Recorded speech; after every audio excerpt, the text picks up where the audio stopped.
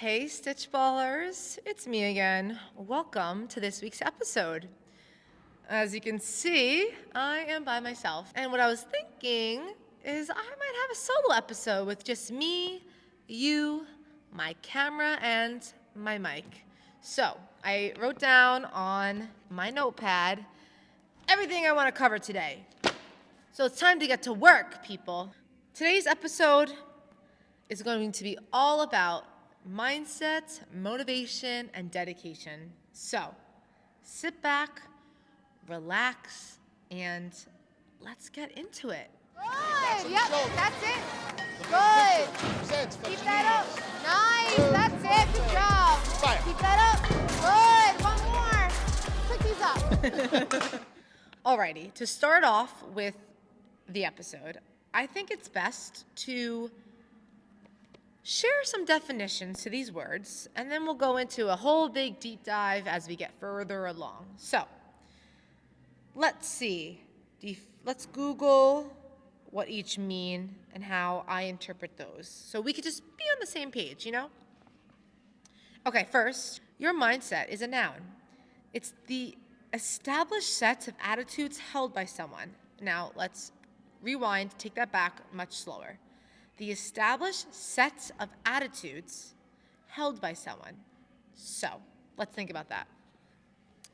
My mindset is established, right? That means it is pre-wired to think a certain way, pre-wired to have some emotion, some attitude behind how I may go about something, behind how I understand something, right? That's my mindset. Next, we have motivation. The reason or reasons one has for acting or behaving in a particular way. All right, as I said before, pause, rewind, slow it down. The reason for someone, right? You're motivated for a reason. Could be a good reason, could be a bad reason. To be acting or behaving in a certain way, to go about things in a certain way. Or, another way to put this, the general desire or willingness of someone to do something, right? Am I willing to go hit that softball? Or do I not want to be bothered? Okay. Lastly, define dedication.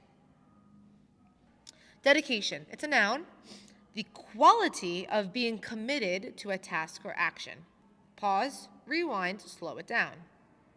The quality, right? You could have a low dedication, a very weak dedication, or you could have a really strong, really powerful dedication to being committed, to saying, yes, I am going to give it my all. Or, I couldn't care less about doing that right now. Why would GibGab want to speak towards mindset, motivation, and dedication? Well, let me just say, all three are truly connected and intertwined with one another when it comes to playing softball. And I'm going to show you all how. To start with mindset, we talk about this a lot. This game of softball is such a mental game. It is more mental than it is physical. It is 90% mental, 10% physical. Am I being dramatic there? Maybe. But think about how many times in a course of 7 innings you physically touch a softball. Really think about it. You could go 0 for 3, or you can not get one fly ball, one ground ball hit to you. And this is outside of like pitchers and catchers, right? As a pitcher and a catcher, you're touching the ball every pitch. But outside of those two positions, you're not physically doing anything, but only to prepare. So having your mindset being prepared for the next pitch, being prepared to get a ground ball, being prepared to make an out is 100% the biggest battle when trying to exceed in this game. And if you don't have the right mindset, then what's the point of even stepping onto that softball field or stepping into the hitting cage, right? When you go to practice, you have to have a certain mindset. When you go into a game, you have to have a certain mindset. For the most part, they have very similar mindsets, but they also are very different. For practice, I would hope your mindset is, I want to work hard, I want to get better, and I want to improve, right? That's why you're coming to practice. That's why your parents are paying so much money for you to be on a softball team and travel all you do and play all that you do and spend so much money on all the equipment that you do, because you are ready to work hard at practice and at games. Am I wrong? I don't think so. Okay. You also have to have the mindset to go into a game to say, I'm going to work hard as a team. We're going to execute and perform as we should. We're not going to give out lazy outs. We're not going to give up stupid errors. I'm not going to keep watching strike three go past and being called out for looking every time. Your parents did not buy you that $500 bat for nothing. Come on, people. Put the pieces together. So, having the right mindset when playing the sport, it needs to become more intentional, right? You need to actually think about what you're doing and having that mindset for what you're trying to achieve that day. I challenge you all on your drive over to your next practice or to your next game to sit in the car. You might be on your phone, scrolling on social media, listening to music, and think about what you want to accomplish that day at that given event, whether it's practice or a game. Do you want to go 1 for 3? Do you want to get a double? Do you want to make a diving play? Do you want to go to practice and work on your rise ball because it's been sucking lately at games, right? Try to have a checklist in your head, doesn't be long, of a few things you want to accomplish and work on. What is the mindset you're going to have to start that event? And let me know what you think about that challenge, because I'm going to be challenging you guys a few times throughout the course of this episode, okay? Next is dedication, right? We talk about having the right mindset, but dedication is coming in and out every single day, looking to get 1% better. We're not asking you to go from here to here, from 0 to 100 in a matter of a day. Just get 1% better every single day. And what does that look like? That looks like working and practicing perfectly to become perfect. You can't just go about the motion, just go about doing, the same thing without any thought or reasoning or intention behind it. Because if you just go through the motions, you're going to get nothing out of it. And then lastly, it's motivation, right? And I actually think motivation has 3 layers to it. Layer 1 stems from your mindset, right? You could be motivated because your mindset is in the right place. I want to go into practice today and try not to make any bad throws to my teammates. That's being motivated with the right mindset. 2, motivation can come from your frustrations with how you're performing. I have been doing terrible lately at the plate. I am so annoyed at myself. Why can't I get a hit? Why can't I actually get on base for once? Why can't I bring my runner in and get an RBI? That could build up motivation inside you to actually get moving and work harder and be more intentional at practice, right? And then 3, lastly, motivation can actually come from encouragement, right? You are at practice one day and you make a stellar diving play. You've never made a diving play before, but you did at practice on Saturday. That's like, oh my God, what? Did I just do that? You actually surprise yourself in how you performed, and that gives you a lot of encouragement, saying, I didn't think I could dive before, but I just showed myself and proved myself wrong. And I actually want to see how many more times I could do that again.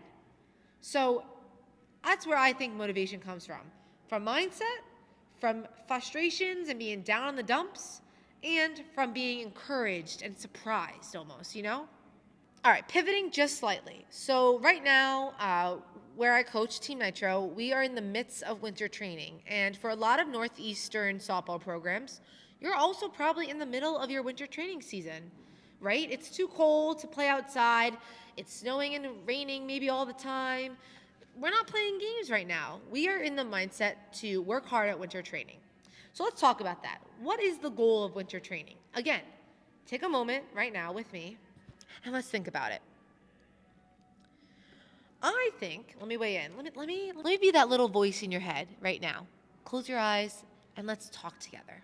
Our goal when going through your 8-10 weeks of winter training is to truly strip yourself down from everything that you were doing up until winter training, right, through fall ball. Strip down everything to the bare bones, to the foundation, to the bottom layer. And we are going to rework and rebuild and relayer back on your skill sets to be even better than before, okay? Again, winter training comes down to your mindset. Do you want to come in and buy into the winter training? Do you want to actually accept what your coaches are telling you? Do you want to accept and commit to work harder at what you might be doing wrong or what you might be doing that's incorrect? I have a girl, one of my players on my team. She has gotten to a very bad habit in her throwing. She didn't have the right fundamentals, the right foundation in her skill sets to throw in the proper mannerism, right? So what are we trying to do over the next 10 weeks? We're trying to break a habit. And breaking habits, it's difficult. Coming from experience, it is freaking difficult, okay? I had the worst habit my entire life with hitting, where I would collapse my front side. Like my leg I wouldn't be able to resist my power coming through my hitting zone, and I would lunge at the ball and collapse my leg. So with that in mind, I know how hard it is to break a habit. It's not gonna happen overnight. It's not gonna happen in 5 practices. It's not gonna happen in 10 practices. It is going to take 3 months to break a habit, if we're lucky, right? So again, having the right mindset, going into practice saying, I know what I'm doing wrong. I have that identified. My coaches are telling me what I'm doing wrong. I could feel that I'm doing something wrong. I could see that my throws aren't good. I know I'm doing something wrong. So let's be intentional about how I'm going about my trainings, how I'm going about my drills, right? Winter training is repetitive. We do the same warm-ups every single time. We do the same throwing progression every single time. And as an infielder and as an outfielder, you do the same infield or outfield every day. It can get boring.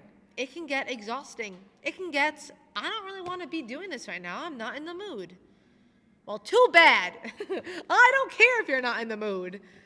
During those moments of feeling so about your training, that's when it becomes the most critical. You get out and get rewarded what you do only based on what you put in, okay? So again, it's all about mindset, whether that's actually during winter training or if that's in the summer when we're doing normal practices. It doesn't matter. That's also when we have one-on-one trainings, right? I know a lot of you go to catching, pitching, agility trainings, hitting trainings, right? That mindset always needs to be there 100% of the time, which I think for the most of you it is.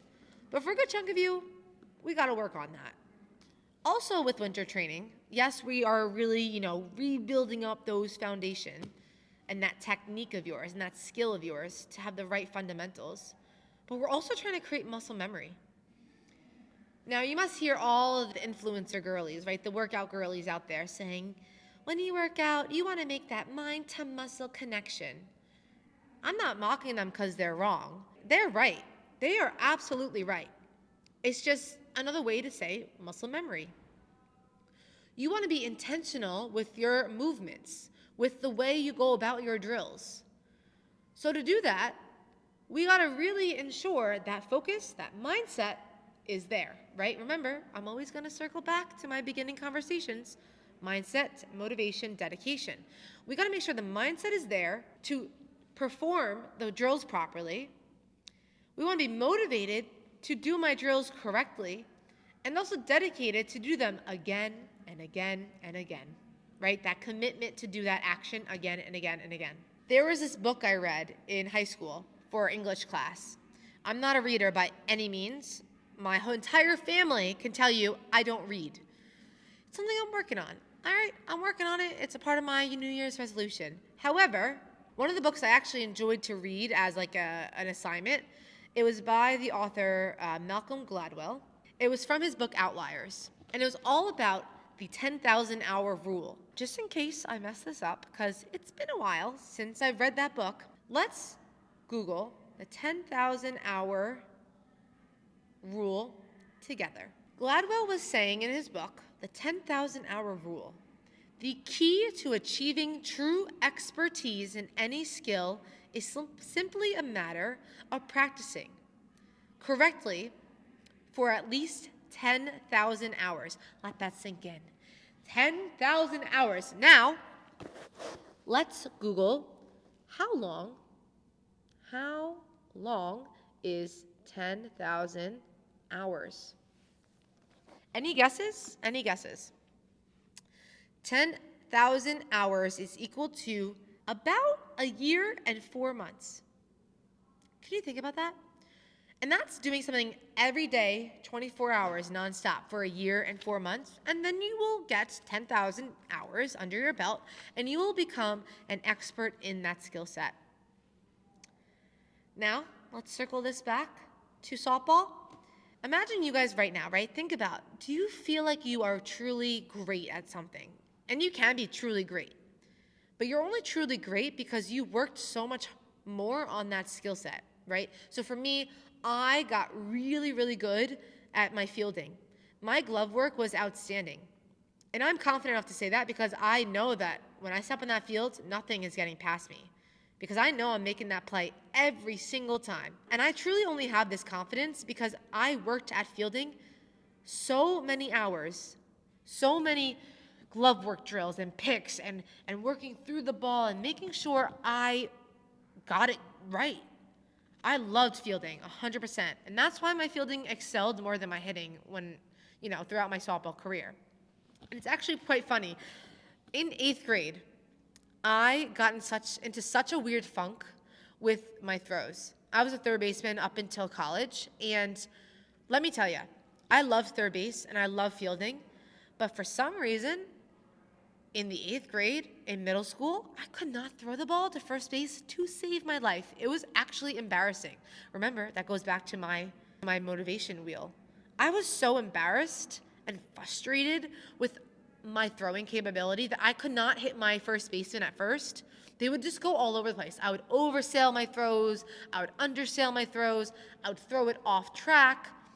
I could not find my first baseman's mitt to save my life. I could not hit her even in the near vicinity of her chest. And I expressed this frustration to my father, Coach Kaz, and he was like, all right, let's go down the field and let's practice it. Let's practice it outside of team practice. And I was like, okay, so what do we want to do? So we went down early a bunch of times before my team practices to the local field that we were doing practice at, and we set up Hello Kitty. Now, I don't think I have Hello Kitty here. I wish I did. I'll insert a photo. But Hello Kitty, it's a drill that we have, and it's used for our 10U girls. Now imagine me, younger GibGab, in 8th grade. I am not 10 years old anymore. I should not be working or doing anything remotely close to a Hello Kitty drill. But that's when you know things got to be really desperate really quick, okay? So there I am with my dad. I was at third base. We put Hello Kitty up at first base on a stool. So on a stool like yay high, a kitchen stool, with Hello Kitty, a stuffed animal on top, okay?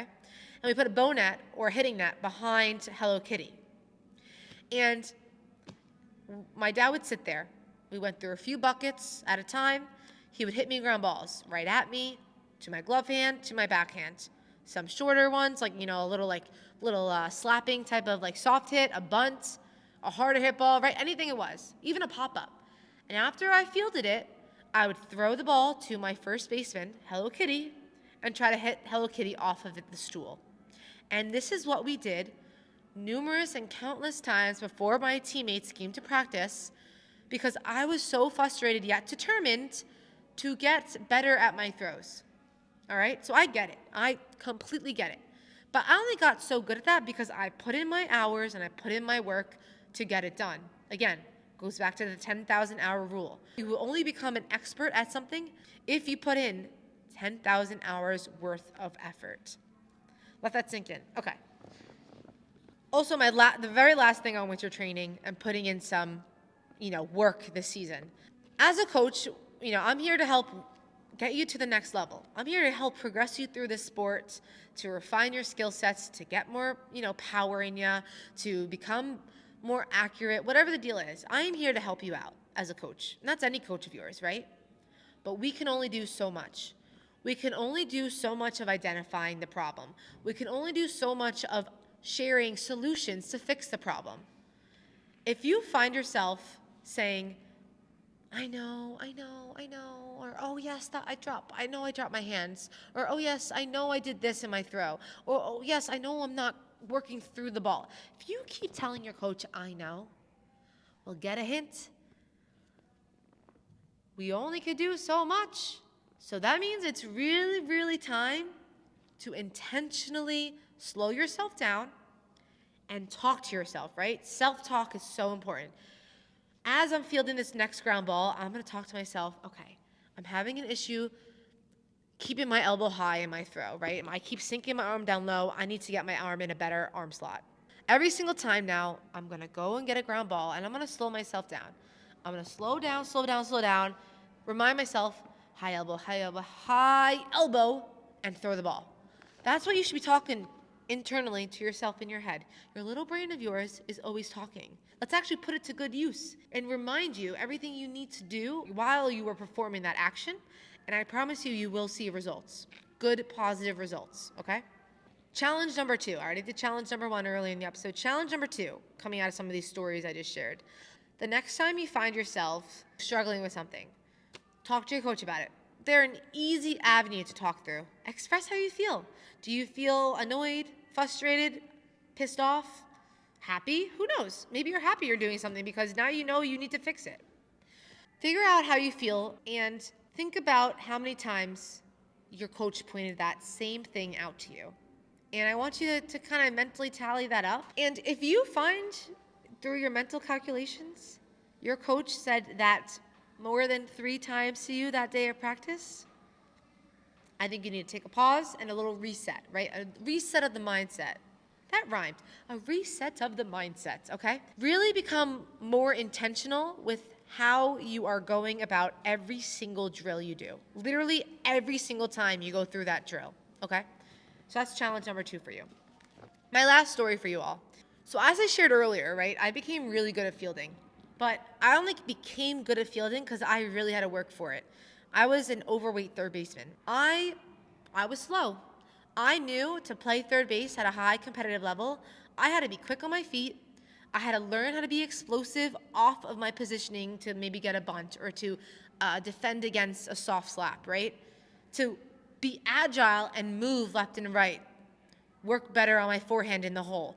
Work quicker on my backhand across the line, right? I had to really work at it. And my hard work paid off. It did. And it got to a point in college where I started to step on that field and I truly, without any doubt in my bones, felt unstoppable. And it is the best feeling ever to feel like you are just at the top of your game. So I got to that status with my fielding. I did not get to that status with my hitting. Let me tell you that right now. I was a very average hitter my entire life. I struggled with hitting. I might have looked the part of being a power hitter, and I definitely had power hitting capabilities inside me, but I struggled greatly. Softball never came easy to me, ever. Hitting, the biggest component of that, for sure. And I got to a point in college where I actually got so fed up. I was a junior in college, so I'm an upperclassman, and I knew this is my year. There is no thing stopping me from getting that starting position. The senior graduated out of the position, right? That first base position, that was mine, and I knew it. But I knew I had to get my hitting to be more consistent in order to solidify my position. And my coach told me that the entire way through college. They always said in all my check-ins, if you become more consistent, I'll be able to get you in the lineup more, right? All a coach wants is the top 9 hitters on the team. She or he will find a spot in the fields to place you if you're hitting. And I always wanted, obviously, to be the best hitter, but I was always that average 6, 7, 8 hitter. Hitting fluctuates. We know that. It is an emotional ride that you go on in your hitting journey. You are never going to always stay at the top of your hitting game consistently for months on end. You are going to slum down. You're going to go into a 2-3 month rot of a slum. It's going to happen. That's what this sport is all about. It is about controlling that wave of emotion and how you handle and adjust to those up and downs. That is the biggest part of this sport. It really is. It's so emotionally and mentally taxing on you. We've all been there. I feel it in my bones. I'm not an active softball player anymore, but I know what you all are going through. So I was a subpar hitter. And my junior year, I literally said enough's enough. I'm so sick of being so inconsistent and average at hitting. And I think I realized that my standard capacity at what I was giving at everyday practice wasn't going to cut it. It wasn't enough. I wasn't seeing the improvements I needed to just going to practice every day, my team practices. So if you also are not seeing the results you want, maybe it means you need to increase the amount of effort, that level of effort you put into it. So for me, I realized I had to increase the level of effort, and I started to go every day before class at 7:30 in the morning to my athletic center where we had an indoor cage, and I brought a bucket of balls with me, my bat, and my tee. And I went through hitting 30, 45 minutes of hitting a day. I was consistently hitting days on end to work from the ground up. I worked from the ground up to rebuild my skill set and really start to understand my swing. I wanted to know my swing from the inside out. I wanted to know why I was doing things the way why am I lunging at the ball? Why can I not stay back on it? Like, what is the issue that I can't get past? Again, a habit is hard to break. I had a terrible habit, and I needed to break it. So I started going. And let me tell you, it didn't happen overnight, the change. I did not see results overnight. But over time, I started seeing improvements. I started finding myself not lunging so much at the ball. I started finding myself making better decisions in the box when I was in my games. I wasn't swinging at crappy pitches. I was swinging at strikes. And at strikes I wanted to swing at. Strikes I wanted to hit. Strikes that I was ready to hit. Because I was so much more mentally and physically prepared stepping into the box because I put so much more training under my belt. And it's funny, before you know it, I actually started telling my teammates, I can't make it to breakfast tomorrow morning. I'm going to go get some swings in the batting cage. And guess what? All of a sudden, I would have a buddy with me. Stacy came, Kaylee came, Julie came. People become more motivated if others are putting in more effort. So when my teammates heard I was actually putting in a little bit more effort outside of practice, they kind of wanted in. And I was all for it. I wanted a buddy to come down to me. Now I could do front toss. Now they could point out to me things that I wasn't even noticing in my swing, right? It's always good to have a second set of eyes on you. We were also able to do so much more drill sets together. It was so awesome because I was able to actually get to know my teammate off the field. We developed this friendship, this bond, over hitting softballs off a tee. It was so much fun. And it's one of my fondest memories of college softball, just going down to the cages and swinging with my teammates. So if that story doesn't motivate you, again, I don't know what will, but you gotta find some motivation in you, frustration, positive encouragement, positive feedback, your mindset to get better, whatever it is, to put in the work and get better. My very last challenge and tip for you guys, when you do any drill, and this is where I'm gonna end it on. This is a thing my college coach told me to do. One day at practice, we were hitting inside. Again, I was probably in that same mindset of, we have another indoor hitting day. It's just so boring, all the drills we do over and over again. I'm not really in the mood. I had a terrible day at school, at my classes, and I'm just hitting off the tee to hit off the tee. And I'm not getting good cuts. They don't feel good. They don't look good. I know they don't feel good. My coach sees they don't look good. She comes up to me. She's like, hey, stop for a second. Do you think about how you feel after your swings? And I said, yeah. She's like, okay. Do you ever quantify that feeling? I said, no. What do you mean? Tell me more. She said, start from scratch. The next 10 swings off of this tee with the drill you're doing. Count how many times you were successful. Did you do them right? Did they feel good? Were they solid hits off your bat? Count how many times they were successful, and count how many times you didn't like them. How many times they sucked. How many times you rolled your wrists. How many times you popped the ball up off the tee. And do that for the next 10 reps you do. And after that, come back to me. Okay, coach. Swung once, not great. Okay, 0 for 1. Oof. Okay, that wasn't great. Let me do that again. Let me not roll my hands this time. Okay. Swing number 2. Okay, better. I like that. That felt really good. I think I did everything right in that pitch. Great. 1 for 2. Okay. Swing number 3. Oof. Not great. I just popped the ball up off a tee. That sucked. Again, so I'm 1 for 3. Go through that in your head for 10 reps. I did that. All right, coach, I only got 5 out of 10. I really did not do well in those 10. My coach said, okay, well, let's fix that. Let's fix that and grow that number out of 10 to make it 7 out of 10, to make it 8 out of 10, to make it 9 out of 10, to make it 10 out of 10. You are striving for perfection. You are swinging and practicing for perfection. So let's make sure you do that. So I challenge all you Stitchballers out there. Next time you are at any drill, whether it's a fielding drill, a hitting drill, whatever the deal is, a pitching, catching drill, to count up how many successful reps you take in that drill set. And if you aren't pleased with your success rate, then do the next set even better, even more focused, even more intentional, even more slower than you did the time before. And I'm telling you, you will see results. You will see the output and the desired outcomes you were hoping for. Alrighty, I think that's all I got. I hope you guys got something helpful, beneficial out of this, and I'm excited for you guys to hear this. I think on that note, GibGab's over and out.